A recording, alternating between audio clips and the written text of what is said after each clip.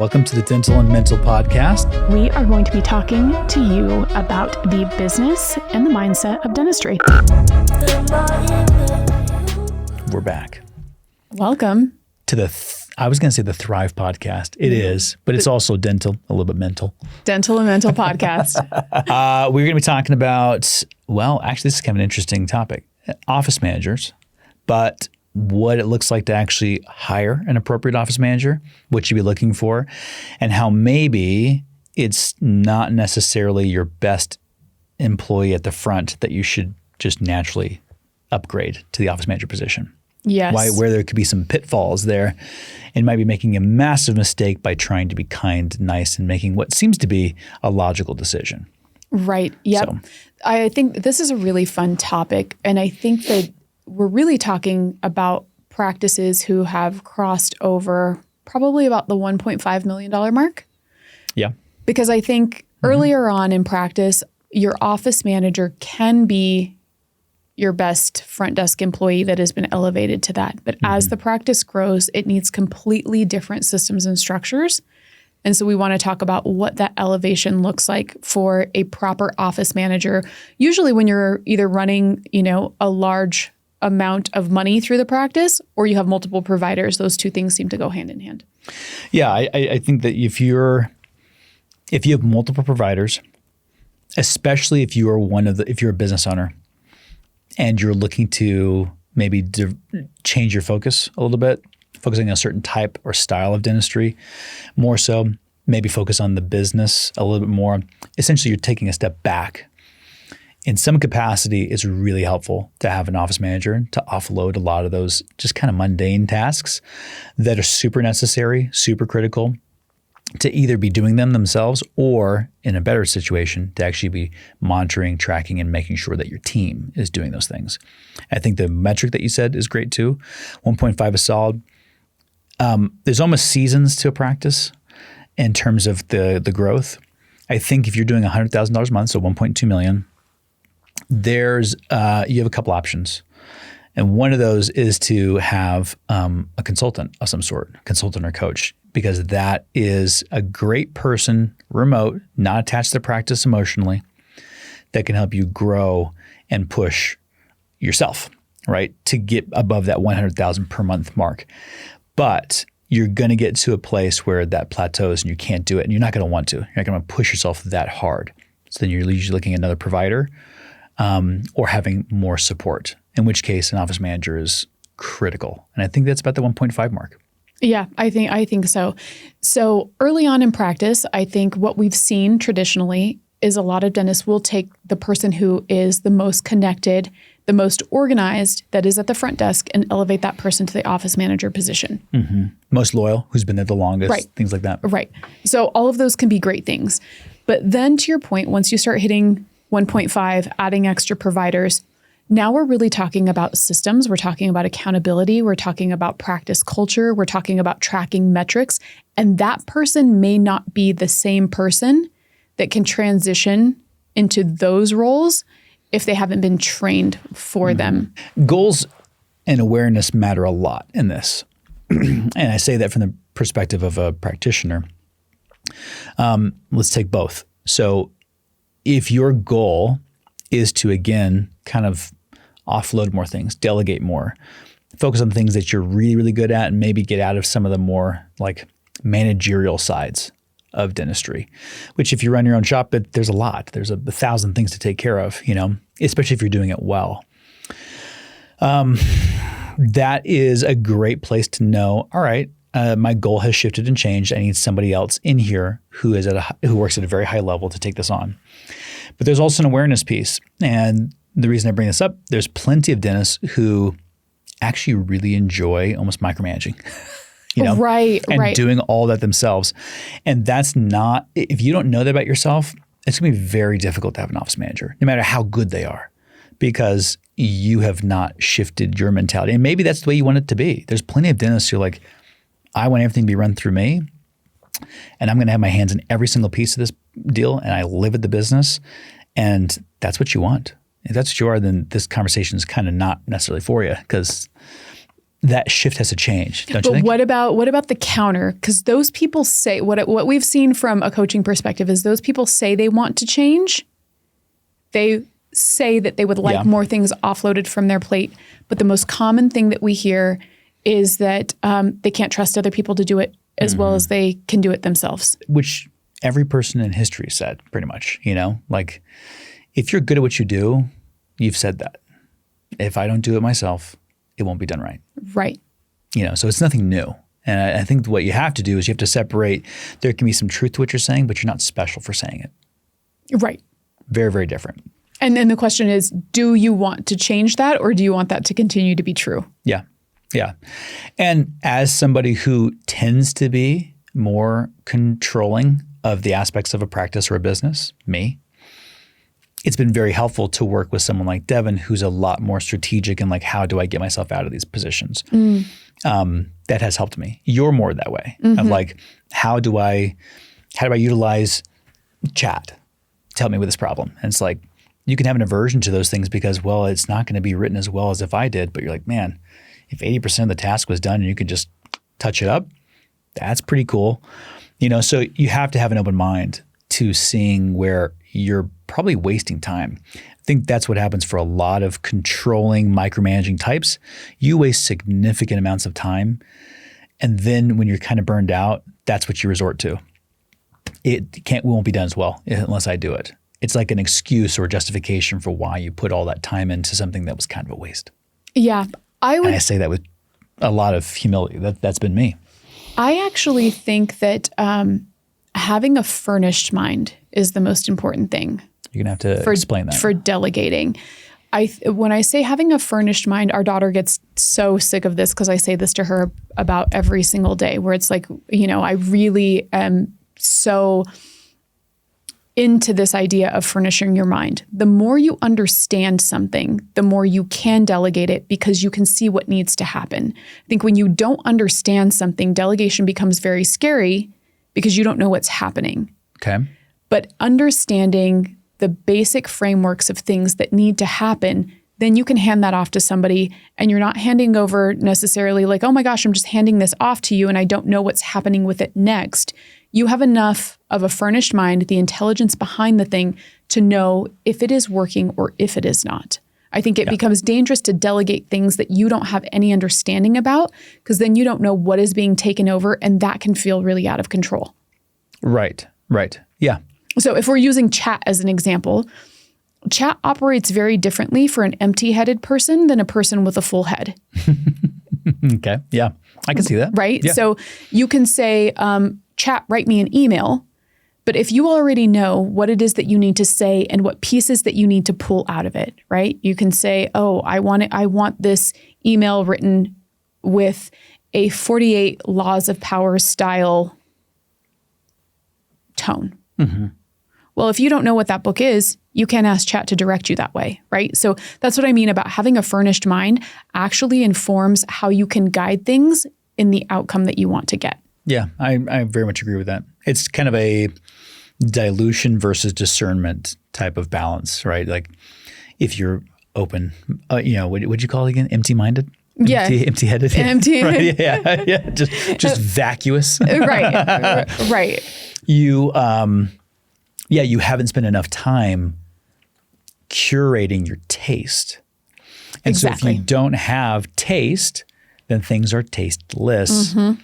It's diluted, right? Like it's unflavored food. And so when you really do work on the discernment side of things, anyone who has risen higher and higher in business ownership to that CEO and visionary stage, as the company grows, and you value your time immensely more, which means you don't want a person coming to you and saying like, so-and-so is complaining about this, and then she said that, and you're like, oh my gosh, because it's a complete waste of your time. Why? Because it's diluting your time. What you want instead is someone saying, these are the two decisions I need you to make. Here are your options. What do you want to do? Because then you can be discerning and you can say, I know what the vision of this business is. I know what our philosophy is. I know what the culture I'm trying to build. And I know what the end user is. So with those things in mind, uniquely, I know these things. I choose this. And then Your decisions are made, and then the people go do those things. That's the way it should operate. And I think that's what you're saying is if chat sends you back an email, you could be like, does it fit these things that I'm trying to accomplish? Okay, I want you to tweak X. And actually probably makes your prompts that much better because you're able to very accurately pinpoint what the changes are to that initial rendering of whatever he gives back to you, right? Right. That's exactly it. So bringing this back to what you're looking for, if you're looking for an office manager from a CEO perspective, you have to know what you need, right? And we talked about this a little bit because this role can be divided into different roles. Not everybody's office manager needs is going to be the same. So for some practices, they may want their office manager being forward facing to the patients and being able to have those conversations and diffuse situations like that. A practice may already have that person. And so then the office manager needs to be able to coach, right? Coach individual employees to be able to pull metrics. Yeah. So it really depends on what it is that you need. And so I think when people are hiring for an office manager, it can be it's kind of like the prompts going back to the ChatGPT thing. You pull out these ideas of what you think that role should be without having spent the time considering what are the holes in your actual business and what do you need that person to fill. Yeah, 100%. So talk a little bit about what it looks like for Vita and how you guys have separated those roles, because it works really well at Vita having these positions be different things, not all concentrated upon one person. Right. Which is partly due to the size of Vita. Right. Right. We're just below 20 people now with you, I think we're at 20. I mean, it's a large scale operation. And, we do a lot of revenue and we do a lot of dentistry. So in a situation like that, having it all fall on one person may not be viable. It's also kind of like the separation of powers as well.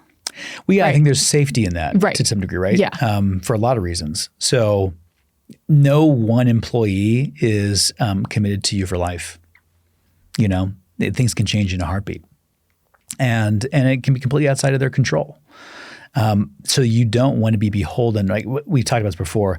You never want your business to be a slave to any particular employee, even yourself. A true business is not, it will continue to run because it's a business providing a service and you can put people in there. And that's the thing that corporate understands that I think most small business owners, fee-for-service practice, solo practitioners don't get. So we've diversified the power a little bit. And we're actually, in full transparency, we're looking for the kind of more forward-facing, patient, not concierge, but really patient relationship side of an office manager role. We've got the other side. The other side is very metrics driven. Here's what the requirements are. This is what we're looking for. It's very much here's how we measure the way each person is doing in their particular role and responsibilities. And I think you were saying this earlier before the podcast, it's difficult for one person to have both of those things. It's really hard to find someone who's hardcore boundaries, hardcore analytics, understands all those things, and is also very forward-facing to the patients, great on reputation, great on relationship. You know who that person usually is? It's the dentist. Right. Right? Devin and I are both those things. We value the reputation of our business so immensely that, I'm out in the forward yesterday. And, one of my assistants was finishing something up. So we were running about 3 or 4 minutes behind. I went up to the front and I started talking to that patient because I know the value of time and relationship and conversation. But I also understand all the numbers we're supposed to hit. And I value that because guess what? It impacts me the most, Devin and I. So when you carry those responsibilities, you have to actually be both. The problem is you don't want to do that forever. Right. That's how you burn out. So you need to find either a person or 2 people to essentially hold both of those sides, kind of the right brain, left brain almost of the business. Right. We've talked about this person a little bit, but I had to have a root canal done last year. And I went to the specialist and he has that person, Dr. Palermo was my endodontist. Yep. And he has that person in his office that is really patient concierge focused. Yeah. And it is amazing what that person can do to transform the experience from a patient perspective in your practice? Because I was going in there as a 100%. patient. So as I'm going through this, I'm like, oh my gosh, this is so nice to feel not only this taken care of by my doctor, but the follow-up as well. Yeah. It felt luxury for a root canal. Yeah, this is coming to me now, but it's an interesting thing. We can riff on this a little bit. We've got 2 root canal specialists, 2 endodontists in Santa Fe that we tend to refer to. Palermo the most, because he's so good at getting our patients in. And we've developed that relationship for, the better part of 8, almost 9 years. It's interesting that the other root canal specialist, who's great, he's an awesome guy, he's the one that shows up to our practice to kind of keep the relationship up, right? And he'll say hi and greet us and all the rest, but he's an endodontist. So it's a specific type of person, we'll put it that way. And so we have a great time talking to him, all the rest, good relationship. But there's something different in the feel when Gabe shows up for Marcus, Dr. Palermo, because there's this little bit of distance between that business owner and the person who's representing their company. It makes the company seem more successful. You see what I'm saying?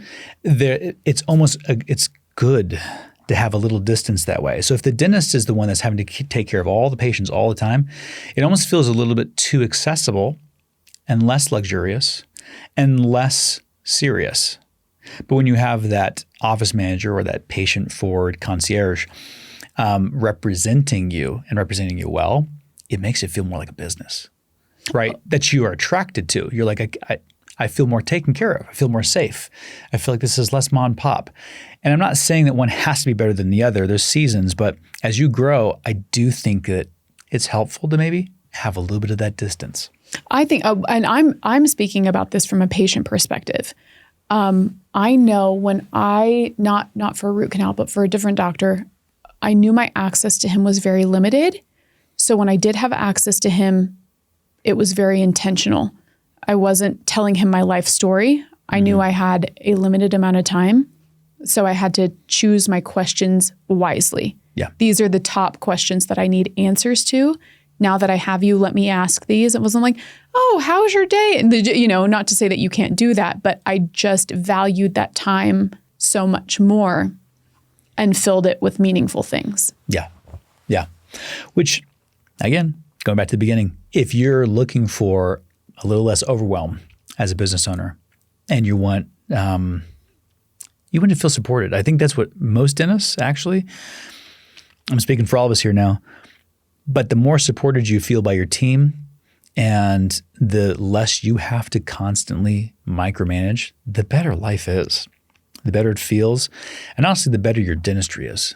Yeah. There's nothing worse than being preoccupied, sitting there chairside about all the other things you have to do while trying to fixate on this tiniest of details. Right. So I think having that team in place, whether it's 2 people or 1, depending on your size and your goals, is really important. So let's talk a little bit about what their roles, I think, kind of what they require. Yes, let's talk about that. But before we move into that section, I wanted to say one of the other things that we really do with coaching clients is that dentists are paying for so many services that they do not use to their full capacity. Oh, yeah.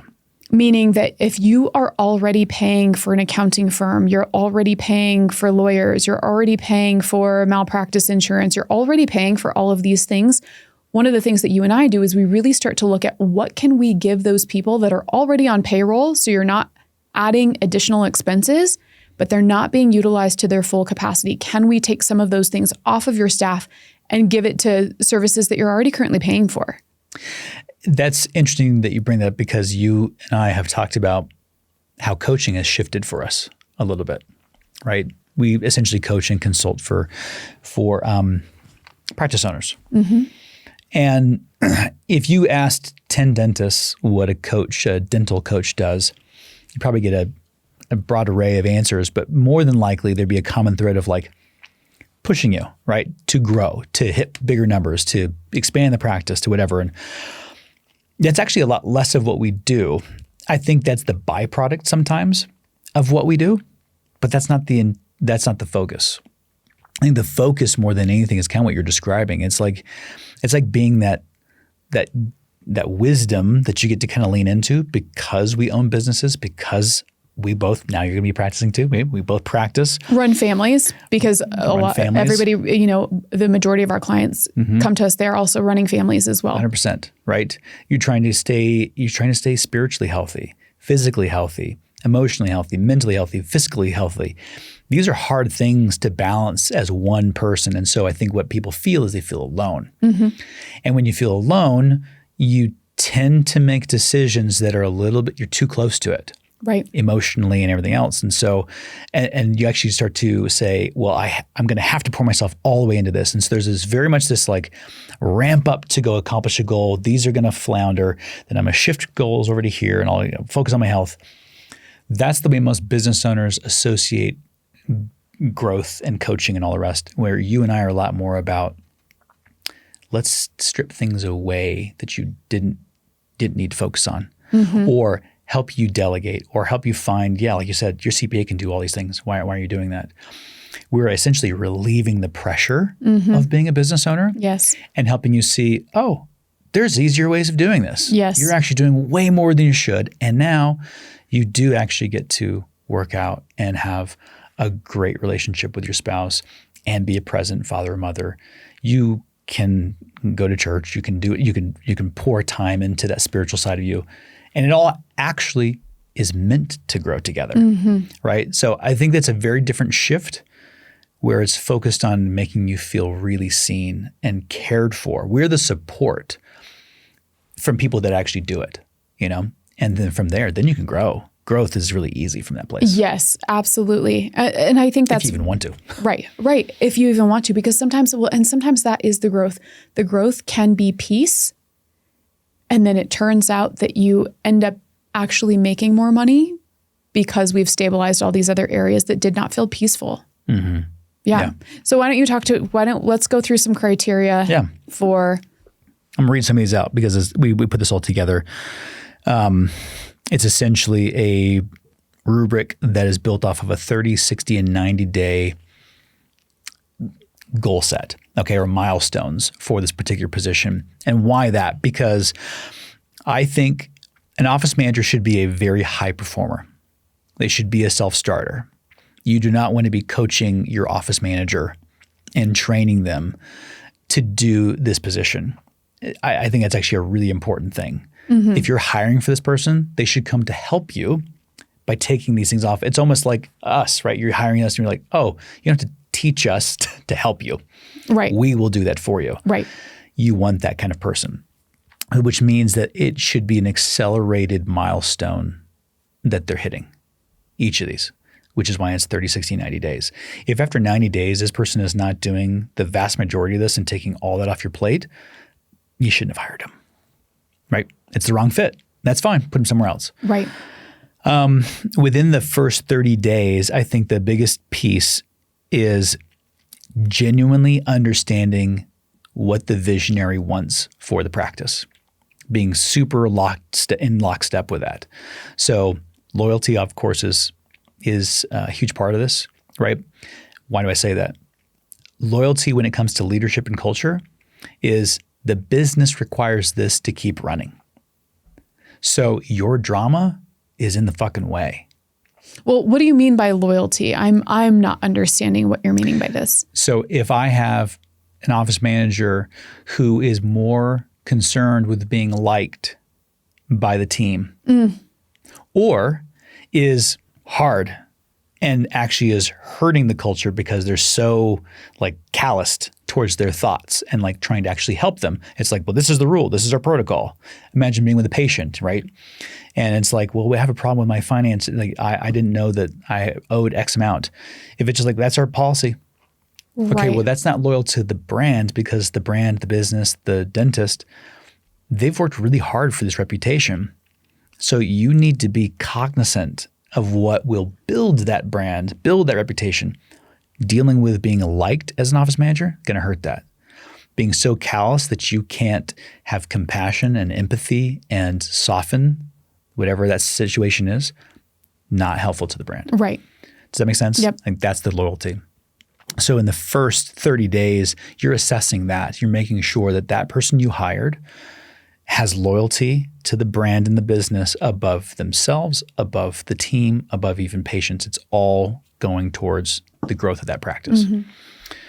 The next thing I think is really understanding what the daily operations are. Any person you put into this role, we've talked about it. It could be someone completely new. It could be someone that you're elevating from, let's say, an admin position. The daily operations are a lot more than anyone thinks they are. Right. Devin and I were just on a call, and we're looking at vulnerabilities in our business and how we essentially ensure that we're maximizing all of our collections, decreasing our AR as low as humanly possible, and making sure that there's no, there's weird things like patient credits. Past a certain amount of time, a state can come after you and say, where are all these, they can do audits now. They're doing audits. And they'll say, where are all these patient credits? Oh, okay. They never took advantage of those. You owe us a check to the state for $100,000. You got to write that. So we're finding these vulnerabilities. Well, how many admin know about these things? Right. I mean, so the daily operations is actually fairly robust and heavy. I don't need them fixing all that stuff. What I need them understanding is what's the scope and what's my role in taking this off of the dentist plate and getting the right people in place and systems to ensure that this is not a problem. That's software, that's systems, that's check-ins, that's sheets, it's all the stuff, right? So I'd be looking for that. And then I think the last piece is really doing what we call kind of like a one sheet at the end of the 30 days. It's like, these are the things that are most important. And their job is to start to consolidate what that one sheet is that they give you each week. It could be each day, it could be each week. Our preference is each week.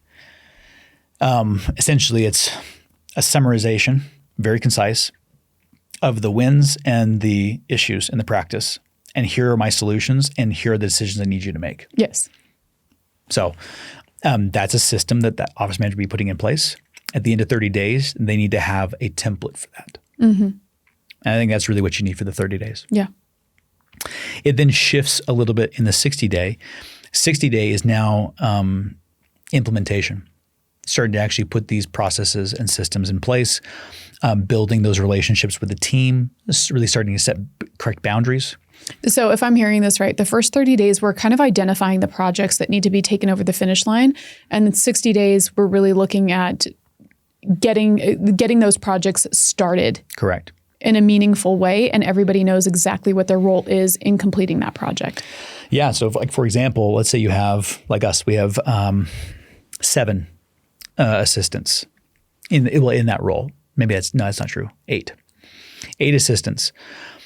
You need an assistant lead, right? A team lead for that particular position, because trying to have an office manager do reviews with 8 people every single week to see what's going on, and like, oh, the ordering, we had a problem with that, and like, that doesn't work. So it's identifying who those team leads should be if you don't have them already in those 30 days. And then the second 60 days would be saying, now what's our role like? When do we meet? What am I expecting from you as a team lead? It's creating essentially a hierarchical pyramidic, I don't know if that's a word, structure. It is today. Yeah, right, it is. This is a great thing. So Devin and I met. He's part of this really robust business group. Most of these guys are worth, 40, 50, 60 million and above. And so they have these really great companies. And we met with one of them, and he said, your business is phenomenal. It's flat. And we're like, what in the world does that mean? He's like, essentially it's you and Devin and then everybody else. He's like, there's not enough hierarchy. So you need to create hierarchy so that you're not carrying on so much. Because Devin and I are like, how do we essentially get ourselves out of this practice from the perspective of responsibility and really get other people in to bless them and have this be a legacy rather than we died and the practice died. Yeah, right. That's what this office manager would be doing, creating that hierarchy so that it's not one person in charge of 20, it's one person in charge of 3, and then those 3 are in charge of 3, and et cetera, et cetera. Right. Does that make sense? Yep. So implementation and getting those KPIs, key performance indicators, set to go, and really owning those as the office manager. That's the next 30 days. So at 60 days. Then the final part is, we call them SOPs, and everyone probably knows what that is, standard operating procedures. It is that, and also understanding you now have to actually give me an ROI. By 90 days, I should start to see a very visible, tangible, financial and cultural ROI. And so did the things that you identified in the first 30 days and implemented it in the next 60 days or 30 days, did that equate to something I can measure in those final 30 days? Right. And if so, and it's trending in the right direction, fantastic. Do I feel better? That's one of the metrics. Do I feel more supported? Am I doing less? Great. Awesome. Right. If not, this didn't work. Why? And it's a hard, fast rule. It's not like, oh, well, let's give it another 30 days. A self-starter, a person who understands the way this kind of thing works, who's well-trained, and this is going to lead to the question for you, that should be done by 90 days. Yeah. Which then is the question. We started this by saying, what if a person that is a loyal team member and they've been there and they understand the business and they're a great front desk staff member, very patient forward or whatever else it is, how would you know that that's not the right fit for an office manager position? How do you know? How do you identify it? Well, those people usually move up to the office manager position, but where I see it really crumble is they're not great at coaching. Explain that. What do you mean? They're not great at coaching the other team members. So it is a conversation, right? It is that accountability. What do you need? How are we going to get you there? So it's not, hey, let me just give you what the expectation is, but can you coach that person to get them there or figure out where the current hurdles are? That's not making that possible, right? Because you may have somebody, you may have, let's say you have your lead assistant and they're like, we're always out of stuff. We're having a huge problem with ordering because we are running such a machine that I don't really know what's going on, whatever it is. So the office manager needs to be able to have that conversation with that person and coach them. Okay, what is the current system? Where is it breaking down? What do we need to do to fix it?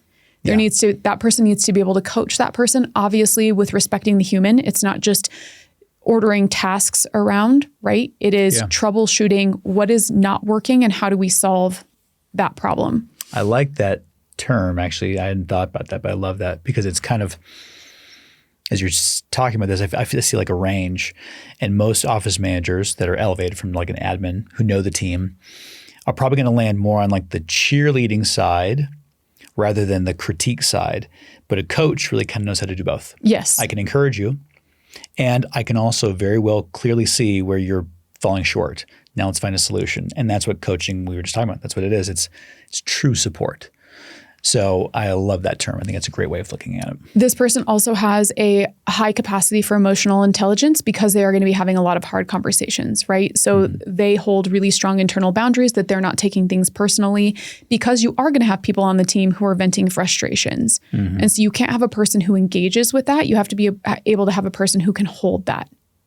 Yeah. And that's, again, if you're picking one person who's essentially capable of doing also the analytical side, or you have two team members that are essentially taking this role on, one being the analytic or consultant side and one being more of the traditional office manager, coach, emotional IQ, et cetera, right? You kind of have still got to pick if you need two of these people or one of them in this particular role. Yep. I think another piece too, when you elevate somebody who is admin into an office manager position, do they have the expertise, experience to project manage? Yes. That is project managing is a completely different skill set because it is so many working parts at the same time. Yeah. And can you see all of those working parts and can you see them through? A lot of times with a person who's been elevated from the front desk to the office manager, they're so used to really myopic focus for what they were doing that they tend to insert themselves into the project and they don't know how to manage the project. And so that person feels completely overwhelmed because what they hear from an office manager perspective is now I've got 75 projects that I personally am responsible for getting over the finish line. And so then they start working on one thing, everything else collapses, and we actually don't have anybody managing the project. We have one person trying to do all of the projects. Yes. So the 100%. dentist feels wildly unsupported because whatever the dentist had as an idea for that project is now gone. There are no results happening. And your team member that you're probably paying the most money from a payroll perspective, right? That's probably your highest paid employee, is now giving you no results, but you see that they're frazzled and working really hard, and none of your projects have moved at all. This is the analogy I get in my head.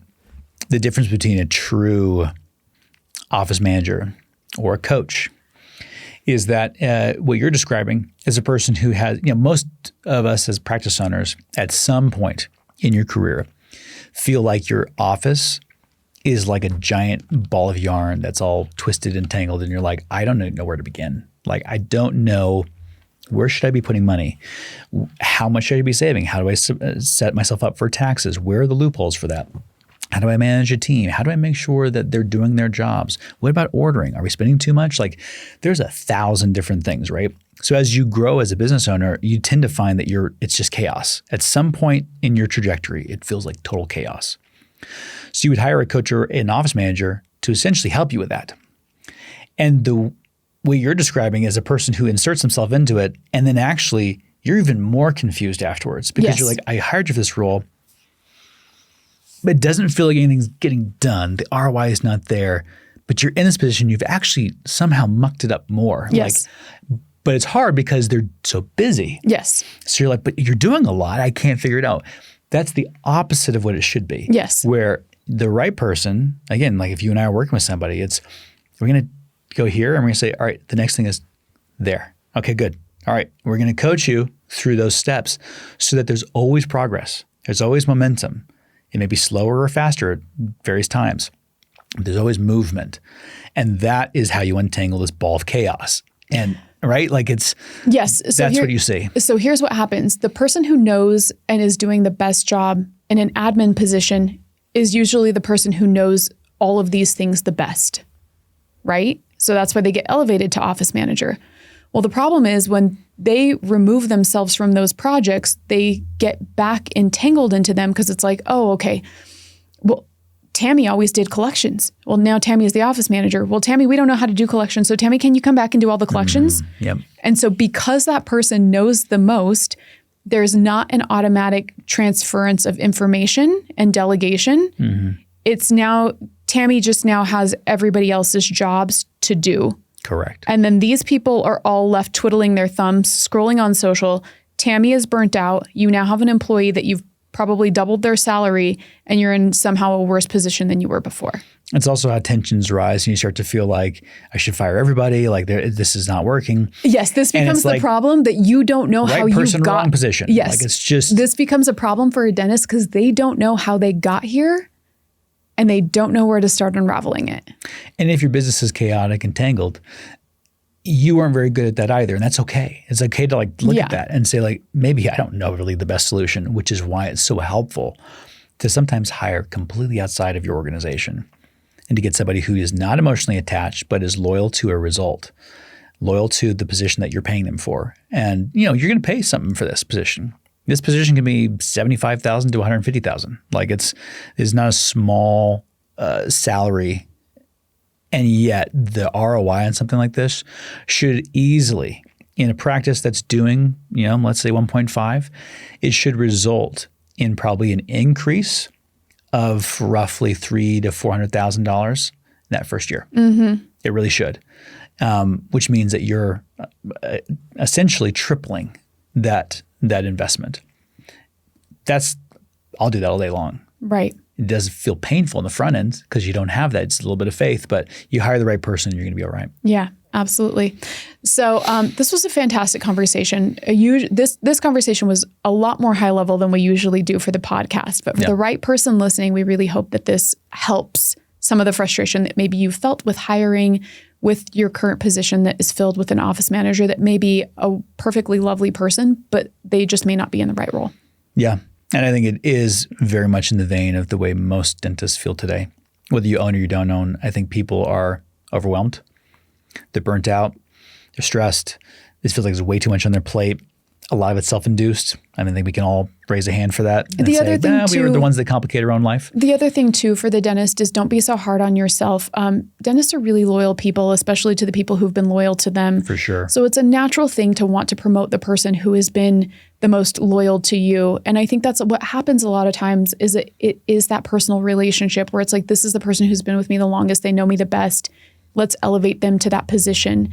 And it just may not be the right fit, even though you want to, reciprocate all of the loyalty and trust that person has given to you. But we really want to look at what does the business need, not who is your favorite person on the team, who is the most competent, because they just may not be the right person for the role. And these are difficult decisions to make. If you have no business background and you don't have a whole lot of understanding, mentorship, guidance, people around you, good environment that can tell you this is the right time to be hiring this person. This is what you should be offering to pay them. This is what you should be requiring of them. Those are things you're kind of making up on the fly if you don't have that network. So I think it's super important to do these things in the correct order. And personally, I always feel like having a little bit of guidance first before you go and hire an office manager is going to save you so much, because if you get an office manager that's the wrong position, the ball gets so much more tangled, it gets so much more chaotic, and you start to burn the relationships that you were loyal to in the beginning, right? And you start to dislike one another. By contrast, why would you want to elevate the person who's in the front who has been loyal? A, because you care about them, but you're going to do that because you also want them to be rewarded for that, right? Which usually means attention, money, and time. Well, if you get the right office manager in place and the practice does better and those people are seen and supported and don't feel like they have to carry so much chaos anymore, you just gave everybody that. Because you have the ability now to pay them a little bit more. You could, because your practice is doing better and there's less chaos and there's more systems, there's more support. The right office manager actually lets you bless more people, which is that pyramid, whatever. It's this hierarchy. It's the pyramid. Pyramidal, right?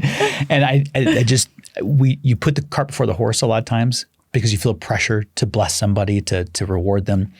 And sometimes it's just, you need the wisdom of somebody saying, no, calm down. Let's do this first.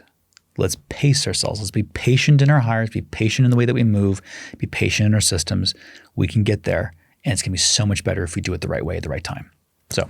Yeah, perfect. All right, baby. All right. See you guys in the next podcast. Ciao. Thank you for listening and or watching the Dental and Mental podcast. If you enjoyed this episode or any others for that matter, feel free to tap that subscribe button on YouTube, Apple, Amazon, as well as Spotify. While you're there, why not leave us a review up to 5 stars? And if you're on YouTube, go ahead and leave us a comment. Let us know what topic you want us to discuss next. If you like what you heard today and you want to be involved in the Thrive world, from coaching to courses or just to connect with us, go to thethrivedentist.com.